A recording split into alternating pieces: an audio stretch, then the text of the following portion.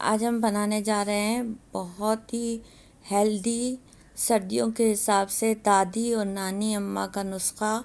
बहुत ही ज़बरदस्त है ये, बच्चों के दिमाग के लिए, बड़ों के दिमाग के लिए और हड्डियों के लिए। हड्डियों में ताकत पकड़ता है ये नुस्खा और दिमाग को तेज़ तरीन बना देता है और बहुत ही जल्दी बनने वाला है। बस आप हमारी रेसिपी फॉलो कीजिए। ये गोंद हमने ले लिया है और इसे हमने मिक्सी में पीस लिया है। अगर आपका मोटा गोंद है तो आपने उसे हमाम दस्ते में कूट के फिर मिक्सी में डालना है, वरना आपकी मिक्सी को डैमेज करेगा। आपने बिल्कुल इसका पाउडर बना लेना है। तो देखिए, अगर थोड़ा सा भी मोटा है तो आपने इसे अच्छे से मिक्सी में पीस के इसका पाउडर बनाएंगे। पाउडर बनाने के बाद आपने इसे किसी भी बर्तन में, किसी भी प्लेट में आपने इसे निकाल लेना है। निकालने के बाद आपने क्या करना है, दूध इसमें ऐड करेंगे और दूध में इसको भिगो के हमने रख देंगे। ज़्यादातर लोग क्या करते हैं, इसे घी में भिगो के रखते हैं और भूनकर फिर ऊपर से दूध डालते हैं। उससे क्या होता है, दूध फट जाता है, तो हमारा ये सारा मेहनत जो है ये ज़ाय हो जाती है। और इस तरीके से जो है दूध नहीं फटता और आपको रिज़ल्ट भी बहुत अच्छा मिलता है। सिर्फ हमें गोंद को फुलाना है, तो हमने इसे मिक्स करके दूध में रख दिया जब तक हम अपनी बाकी प्रिपरेशन कर लेंगे। तो ये हमारा साइड पे हमने इसको रख दिया। अब हम अपनी बाकी प्रिपरेशन की तरफ आते हैं। ये है खोपरा। इस तरह का खोपरा मार्केट में मिल जाता है। इसे हमने मिक्सी में पीस लिया था।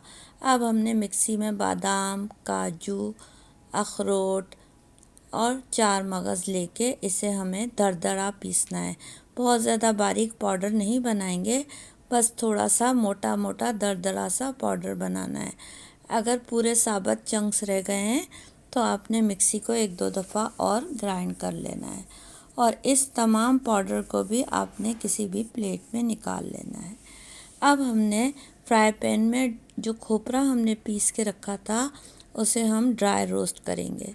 कोई भी चीज़ आपने ऐड नहीं करनी इसमें, सिर्फ आपने इसे ड्राई रोस्ट ही करना है। तो ड्राई रोस्ट कर रहे हैं हम अच्छे से। जब ड्राई रोस्ट हो जाएगा तो इसे भी हम किसी बर्तन में निकाल लेंगे। तो निकाल लिया इसे हमने किसी एक प्याली में। अब हमने पैन दोबारा गरम रख दिया और घी हम इसमें ऐड कर देंगे। घी ऐड करने के बाद जो गोंद का मिक्सचर है उसे हमने इसमें डालकर पकाना है। तो अब क्या होगा, इस मेथड से आपका दूध नहीं फटेगा और आप आराम से अपना हलवा बना लेंगे। तो अच्छी तरह से मिक्स करते हुए आपने गोंद के फूलने तक इसे पकाना है। इसमें आपका गोंद अच्छे से पक के फूल जाएगा। जब आपका गोंद अच्छे से पक के फूल जाए तो फिर आपने क्या करना है, आगे का स्टेप हम आपको बताते हैं। अगर आपको हमारी रेसिपी अच्छी लगती है तो आप इसे सब्सक्राइब करें और बेल आइकन का बटन दबा दें।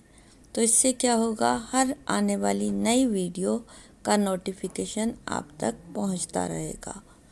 तो बहुत ही हेल्दी है ये, सर्दियों के हिसाब से तो बच्चों के लिए बहुत ही ज़्यादा हेल्दी है। आप एक मर्तबा बना लें और पूरी सर्दियां बच्चों को दें। थोड़ा थोड़ा सा आप ब्रेकफास्ट में दे दिया करें। अब हमने इसमें चीनी ऐड कर दी। तो ब्रेकफास्ट में देने से क्या होगा, पूरा दिन बच्चों का बहुत अच्छे से गुजरेगा, बहुत अच्छे से पढ़ाई करेंगे।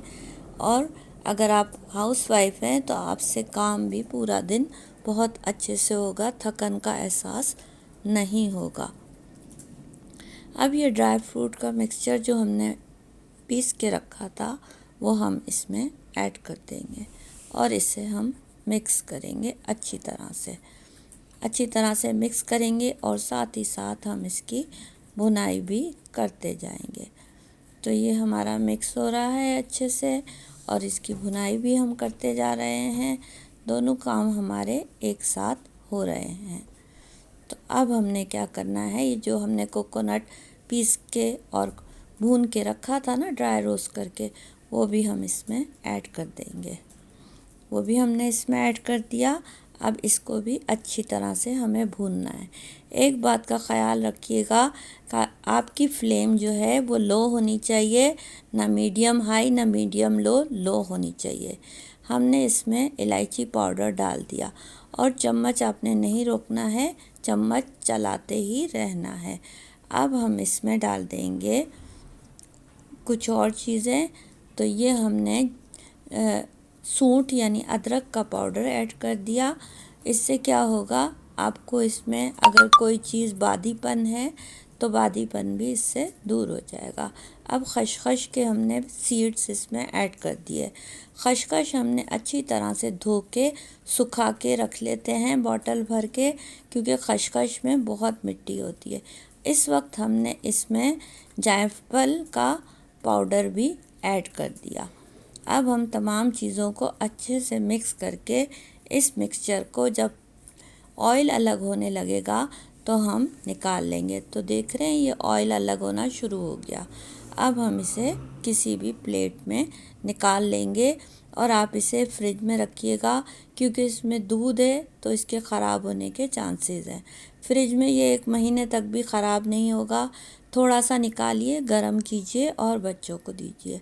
तो अगर आपको हमारी रेसिपी अच्छी लगे तो लाइक कीजिए और कमेंट करके ज़रूर बताइए, ताकि और ये भी बताइए कि हम दूसरी रेसिपी कौन सी लाएं आपके लिए। Thank you, take care.